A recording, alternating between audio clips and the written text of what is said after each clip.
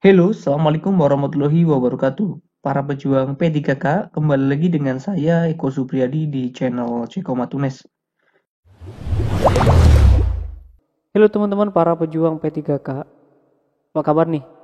Semoga dalam keadaan sehat walafiat ya teman-teman, sampai nanti pada tanggal 13 sampai dengan 17 September kita akan melakukan pertempuran massal.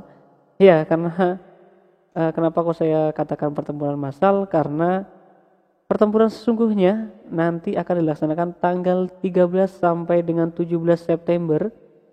Kita akan mati-matian di situ. Jangan mati beneran ya, tapi mati-matian dalam arti yang lain. Kita akan bertarung, bersaing dengan teman-teman yang lain, memperebutkan suatu kursi ASN P3K. Nah, cakep kan? Nah, teman-teman, kali ini saya akan membahas berkaitan dengan pedagogik lagi nih, teman-teman. Pedagogik di guru belajar ya, di SIM PKB guru belajar itu kan meliputi satu teori belajar, yang kedua karakteristik peserta didik, yang ketiga keterampilan berpikir tingkat tinggi, yang keempat desain pembelajaran, yang kelima dasar komunikasi, yang keenam adalah penilaian, yang ketujuh pengembangan potensi peserta didik. Ini yang ada di SIM PKB guru belajar berkaitan dengan pedagogiknya teman-teman. Tapi pedagogik itu cakupannya sangat luas teman-teman. Nah, kemarin pas tes SKB seleksi kompetensi bidang CPNS di tahun 2020, pedagogik itu meliputi yang pertama, pedagogik juga meliputi satu RPP, ya, rancangan pembelajaran ya. Yang kedua adalah silabus, yang ketiga ada metode pembelajaran, yang keempat ada kompetensi dasar dan kompetensi inti, ada juga prota dan promes. Yang keenam ada media pembelajaran. Yang ketujuh ada kegiatan pembelajaran. Nah, jadi teman-teman yang mau bertarung di P3K di kompetensi pertama atau tes P3K pertama ya teman-teman. Tes pertama pada tanggal 13 sampai dengan 17 September nanti. Teman-teman harus juga belajar berkaitan dengan RPP, silabus, metode pembelajaran, KI, KD, Prota, Promes, media pembelajaran, kegiatan pembelajaran, dan lain sebagainya. Karena cakupan dari pedagogik itu sangatlah luas.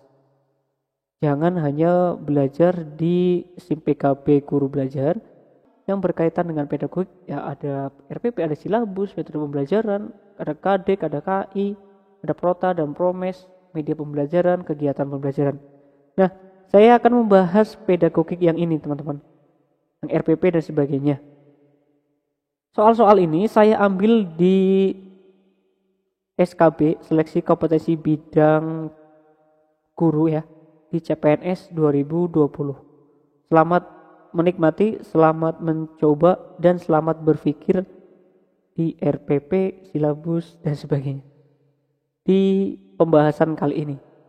Oke, cekidot, mari kita bahas satu persatu soal-soal pedagogiknya. Selamat belajar teman-teman. Semoga kita semua bisa menjadi ASN P3K tahun 2021. Amin amin ya robbal alamin. Selamat belajar. Ayo kita bahas soal-soalnya teman-teman. Penilaian yang dilakukan pada setiap akhir satuan waktu, yang di dalamnya terdapat lebih dari satu pokok bahasan, dan dimaksudkan untuk mengetahui sejauh mana peserta didik telah dapat berpindah dari satu unit ke unit berikutnya, disebut dengan penilaian A. Penilaian formatif, B. Penilaian sumatif, C. Penilaian diagnotis, D. Penilaian autentik, E. Penilaian kognitif. Nah, menurut teman-teman, jawaban yang tepat untuk soal ini adalah yang mana nih teman-teman? Ya, untuk menjawab soal ini kita harus tahu nih, penilaian formatif itu apa, sumatif itu apa, diagnostik itu apa, autentik itu apa, kognitif itu apa. Jadi kita harus mengetahui dulu definisi dari setiap penilaian ya teman-teman. Oke, kita bahas. Untuk penilaian formatif, yaitu penilaian hasil belajar yang bertujuan mengetahui sudah sejauh mana peserta didik telah terbentuk sesuai dengan pengajaran yang telah ditentukan. Setelah mereka mengikuti proses pembelajaran dalam jangka waktu tertentu, biasanya dalam satu pokok bahasan.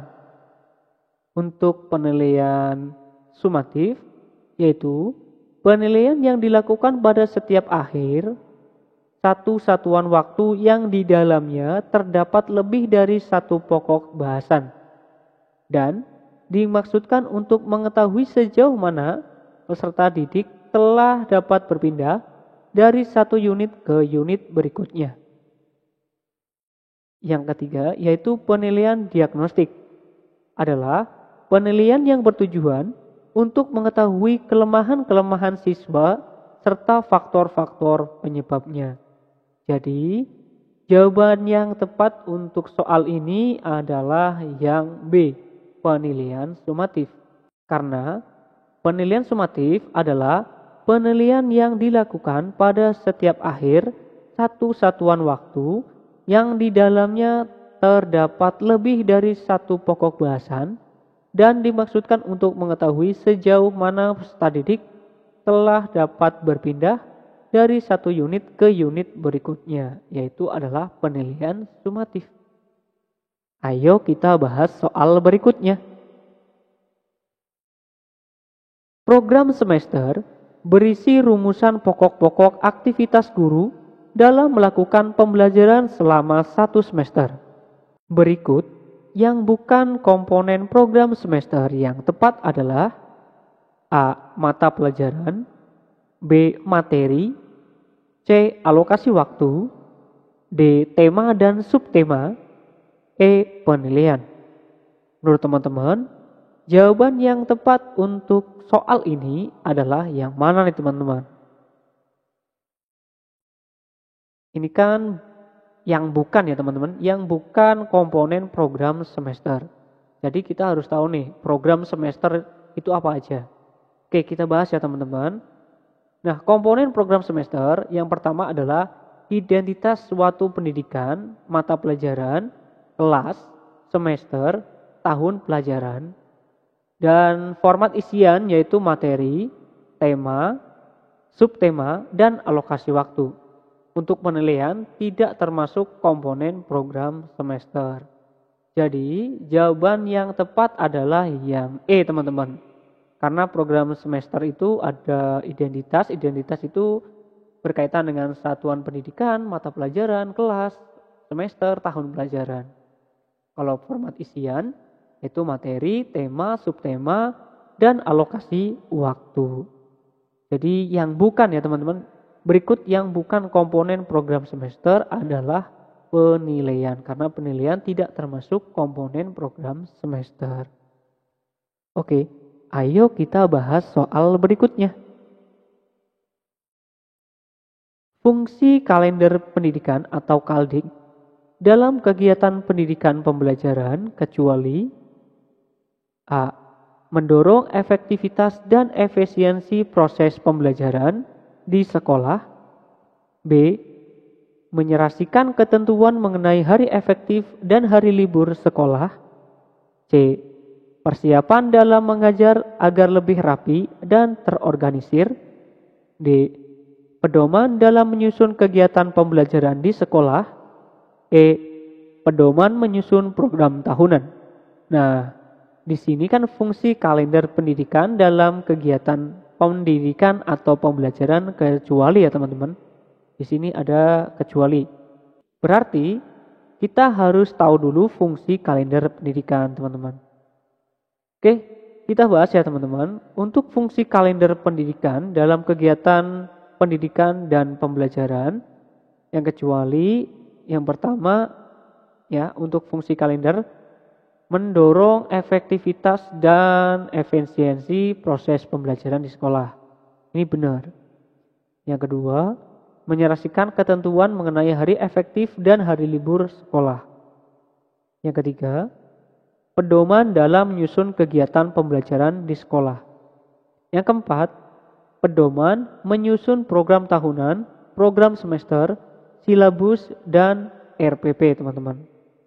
Ini fungsi dari kalender pendidikan dalam kegiatan pendidikan dan pembelajaran. Jadi, yang kecuali adalah yang C, karena C tidak termasuk fungsi kalender pendidikan dalam kegiatan pendidikan dan pembelajaran. Yang C adalah persiapan dalam mengajar agar lebih rapi dan terorganisir. Ini bukan fungsi dari kalender pendidikan. Ayo kita bahas soal berikutnya.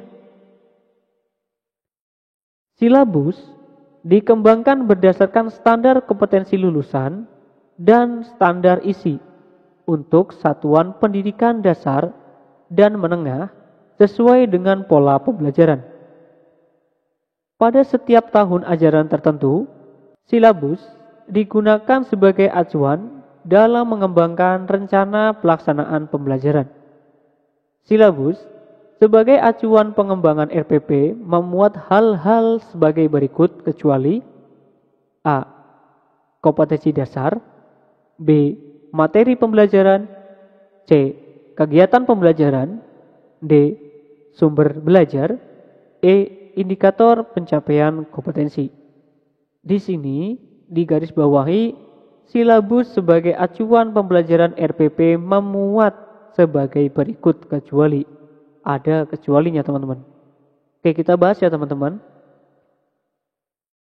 Pertama, teman-teman, silabus merupakan acuan menyusun kerangka pembelajaran untuk setiap bahan kajian mata pelajaran.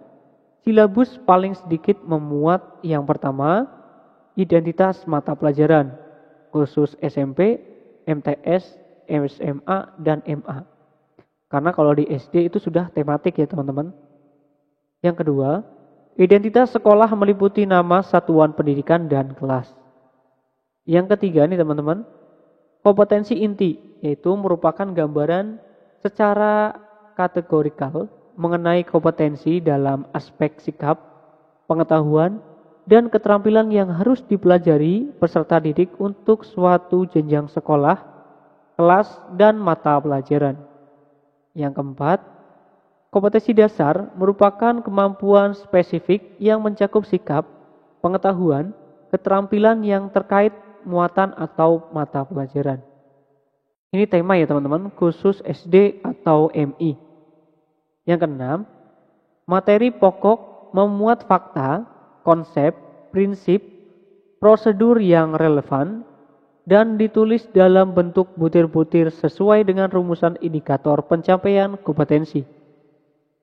Yang ketujuh, pembelajaran, yaitu kegiatan yang dilakukan oleh pendidik dan peserta didik untuk mencapai kompetensi yang diharapkan. Yang kedelapan, penilaian merupakan proses pengumpulan dan pengolahan informasi untuk menentukan pencapaian hasil belajar peserta didik. Yang kesembilan, alokasi waktu sesuai dengan jumlah jam pelajaran dalam struktur kurikulum untuk 1 semester atau 1 tahun. Yang nomor 10, sumber belajar dapat berupa buku, media cetak, dan elektronik, alam sekitar atau sumber belajar yang relevan. Jadi, di sini silabus merupakan acuan menyusun kerangka pembelajaran untuk setiap bahan kajian mata pelajaran. Silabus paling sedikit memuat 10 aspek. Di dalam pertanyaan ini, silabus sebagai acuan pembelajaran atau pengembangan RPP memuat hal-hal sebagai berikut kecuali. Jadi jawaban yang tepat adalah yang E, indikator pencapaian kompetensi. Ya. Indikator pencapaian kompetensi tidak ada di dalam silabus. Oke, teman-teman, mari kita bahas soal berikutnya.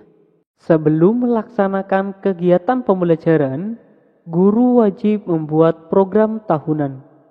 Berikut ini yang bukan akibat tidak adanya program tahunan dan program semester adalah A. Materi tidak tuntas. B. Tidak jelas alokasi waktu per standar kompetensi dan kompetensi dasar. C. Ulangan harian tidak terkontrol. D. Pembagian materi per semester tidak jelas. E. Metode pembelajaran tidak jelas. Oke teman-teman, menurut teman-teman jawaban yang tepat untuk soal ini adalah yang mana nih teman-teman? Oke, di sini ada kata kuncinya, bukan akibat tidak adanya program tahunan dan program semester. Oke, kita harus tahu dulu nih teman-teman ya. Akibat tidak ada program tahunan dan program semester, yang pertama nih teman-teman, materi tidak akan tuntas teman-teman.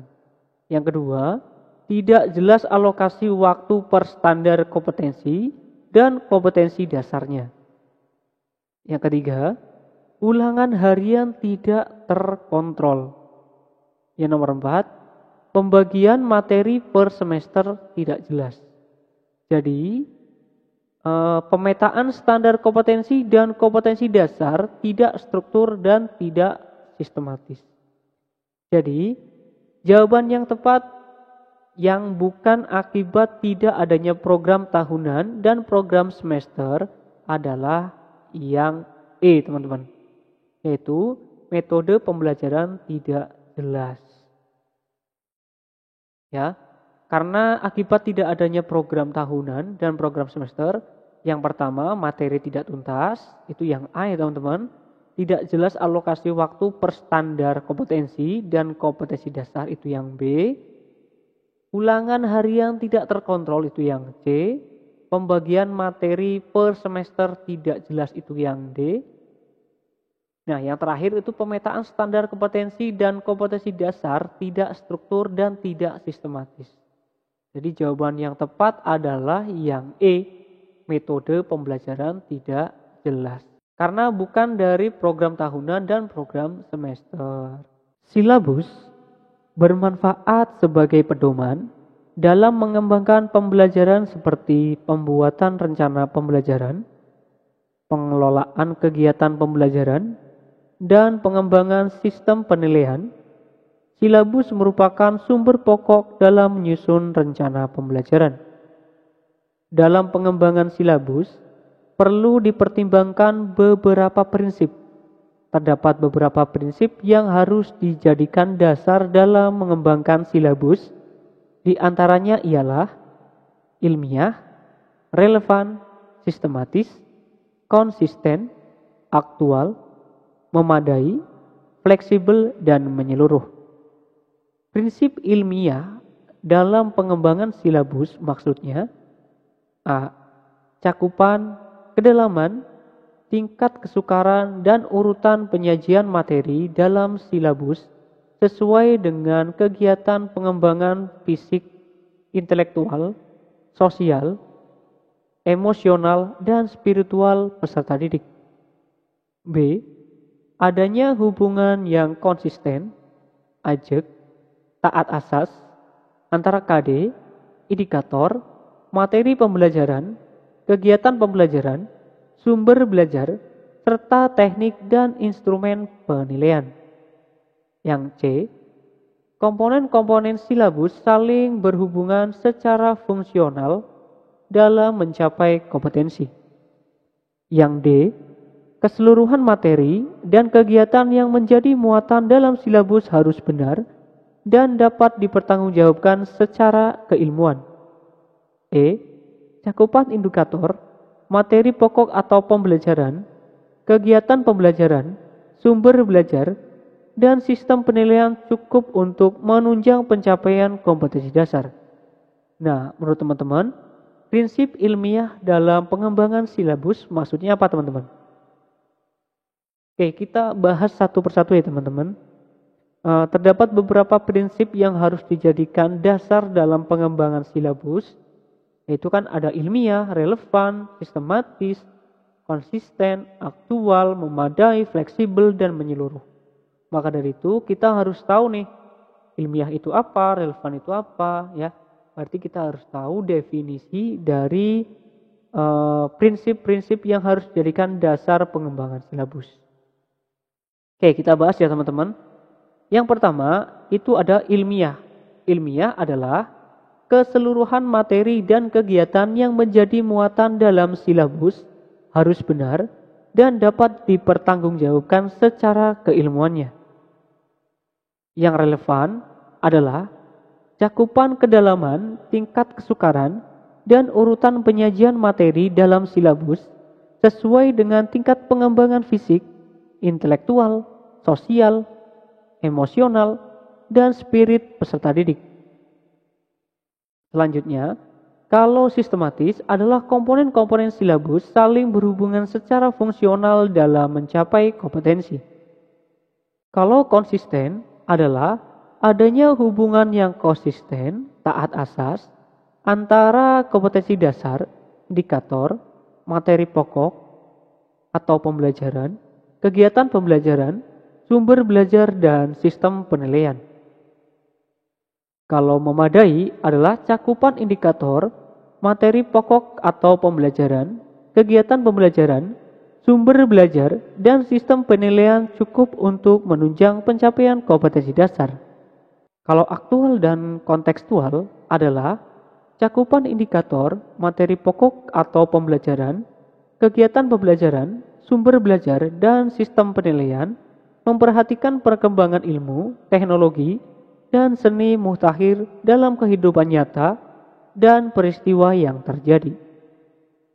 Yang G atau fleksibel, keseluruhan komponen silabus dapat mengakomodasi keragaman peserta didik serta dinamika perubahan yang terjadi di sekolah dan tuntutan masyarakat. Kalau menyeluruh, yaitu komponen silabus mencakup keseluruhan ranah kompetensi, kognitif, afektif, dan psikomotor. Nah, silabus bermanfaat sebagai pedoman dalam mengembangkan pembelajaran seperti pembuatan rencana pembelajaran, pengelolaan kegiatan pembelajaran, dan pengembangan sistematis penilaian. Silabus merupakan sumber pokok dalam penyusunan rencana pembelajaran. Dalam mengembangkan silabus, perlu dipertimbangkan beberapa prinsip. Terdapat beberapa prinsip yang harus dijadikan dasar dalam pengembangan silabus. Di antaranya adalah ilmiah, relevan, sistematis, konsisten, aktual, memadai, fleksibel, dan menyeluruh. Prinsip ilmiah dalam pengembangan silabus maksudnya adalah yang D, keseluruhan materi dan kegiatan menjadikan muatan dalam silabus harus benar dan dapat dipertanggungjawabkan secara keilmuannya. Nah, tadi kan kita sudah tahu ya, ilmiah itu apa, relevan itu apa, sistematis itu apa, konsisten itu apa, memadai apa, aktual dan kontekstual itu apa, fleksibel dan menyeluruh itu apa. Jadi untuk prinsip ilmiah dalam pengembangan silabus maksudnya adalah keseluruhan materi dan kegiatan yang menjadi muatan dalam silabus harus benar dan dapat dipertanggungjawabkan secara keilmuannya. Jadi jawaban yang tepat adalah yang D, teman-teman. Oke, mari kita bahas soal berikutnya, teman-teman. Dalam merancang silabus, alokasi waktu perlu diperhatikan. Alokasi waktu adalah jumlah waktu yang dibutuhkan untuk ketercapaian suatu kompetensi dasar tertentu. Untuk menentukan alokasi waktu tiap kompetensi dasar, hal yang perlu diperhatikan adalah A. Minggu efektif tiap semester. B. Alokasi waktu mata pelajaran. C. Pemilihan metode pembelajaran. D. Jumlah standar kompetensi-kompetensi dasar per semester. E. Tingkat kerumitan dan keluasan materi. Nah, menurut teman-teman, jawaban yang tepat untuk soal ini adalah yang mana, teman-teman? Oke, kita bahas ya, teman-teman. Alokasi waktu adalah jumlah waktu yang dibutuhkan untuk ketercapaian suatu kompetensi dasar tertentu dengan memperhatikan yang pertama, yaitu kalian harus mengetahui minggu efektif per semester. Yang kedua, alokasi waktu mata pelajaran. Yang ketiga, jumlah standar kompetensi-kompetensi dasar per semester. Yang keempat, membagi alokasi waktu per jumlah SK, KD, dengan memperhatikan tingkat kerumitan dan keluasan materi. Jadi teman-teman, untuk menentukan alokasi waktu tiap kompetensi dasar, ya, yang harus diperhatikan. Kalau di sini yang tidak perlu diperhatikan, ya teman-teman, yang tidak perlu diperhatikan adalah yang C, pemilihan metode pembelajaran. Karena pemilihan metode pembelajaran tidak ada pada alokasi waktu dalam jumlah waktu yang dibutuhkan untuk ketercapaian suatu kompetensi dasar tertentu. Oke teman-teman, jadi jawaban yang tepat adalah yang C teman-teman, pemilihan metode pembelajaran. Ayo kita bahas soal berikutnya. Waktu yang tepat bagi guru untuk menyusun rencana pelaksanaan pembelajaran atau RPP adalah A. Awal tahun pembelajaran, B. Sebelum memulai pembelajaran dalam suatu kompetensi dasar, C. Akhir tahun pembelajaran, D. Sebelum ulangan akhir semester, E. Setelah pelaksanaan pembelajaran. Nah, menurut teman-teman, jawaban yang tepat untuk waktu yang tepat bagi guru untuk menyusun rencana pembelajaran atau RPP adalah yang, ya kita harus tahu dulu ya, waktu yang tepat untuk menyusun RPP adalah awal tahun pembelajaran atau awal semester sebagai persiapan dalam mengajar. Jadi jawaban yang tepat adalah yang A, awal tahun pembelajaran. Oke teman-teman, mungkin cukup sekian dari saya berkaitan pedagogik yang tidak ada di SIM PKB Guru Belajar. Karena pedagogi itu cakupannya luas ya teman-teman. Ada RPP, silabus, metode pembelajaran, kompetensi dasar, kompetensi inti, ada indikator penilaian, materi pembelajaran, kegiatan pembelajaran, ada kaldik atau kalender pendidikan, ada program tahunan, ada program semester, ada penilaian sumatif, formatif, diagnostik ya teman-teman. Nah bagi teman-teman, soal-soal tadi adalah soal-soal yang kemarin teman-teman kita yang sudah lulus di CPNS tahun 2020 ya teman-teman. Pembagian SK-nya 2021 kemarin Januari. Nah, ini soal-soal SKB, seleksi kompetensi bidang pedagogiknya teman-teman. Karena pedagogik ini setara dengan tes P3K kita yang akan dilaksanakan sebentar lagi pada tanggal 13 September sampai dengan 17 September. Jadi teman-teman diusahakan berdoa terus karena pertempuran kita akan sebentar lagi pada tanggal 13 sampai dengan 17 September. Mudah-mudahan kita semua menjadi ASN P3K di tahun ini. Amin amin ya robbal amin. Maka dari itu jangan lupa berdoa, jangan lupa belajar karena waktunya sudah dekat teman-teman. Pertempuran sudah di depan mata kita. Jadi persiapkan amunisi dari sekarang. Amunisinya apa? Yaitu belajar dan berdoa.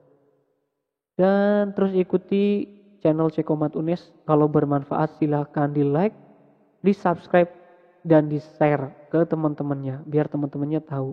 Oh iya, bagi teman-teman yang mau soal-soal seperti ini, bisa download aja di grup Telegram. Nanti linknya akan saya berikan di deskripsi ya teman-teman. Oke teman-teman, mungkin itu saja. Jangan lupa minta like, komen, dan subscribe-nya. Jangan lupa di-share ke teman-teman biar teman-teman pada tahu. Oke. Sekali lagi, bagi teman-teman yang nanti pengen punya soal dalam bentuk PDF atau file, bisa gabung di grup Telegram di kolom deskripsi nanti ya. Di situ sudah saya bagikan. Oke. Cukup sekian dari saya. Salam ASN P3K. Sampai jumpa di lain kesempatan. See you next time and salam.